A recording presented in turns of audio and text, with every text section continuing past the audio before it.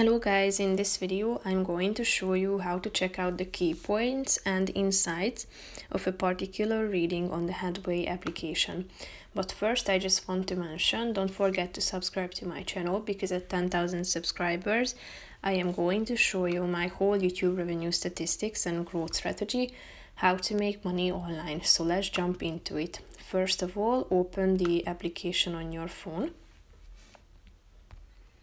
After that, you should select reading, either from the Discover or the Library section that you can find down below. Tap on it, click on the Read button in the right side down below, and after that, tap on this bullet points icon at the top of the screen next to the AA icon.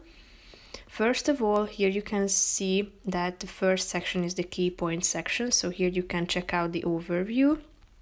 If you scroll down, you can see what's inside. Here is the description, and if you tap on the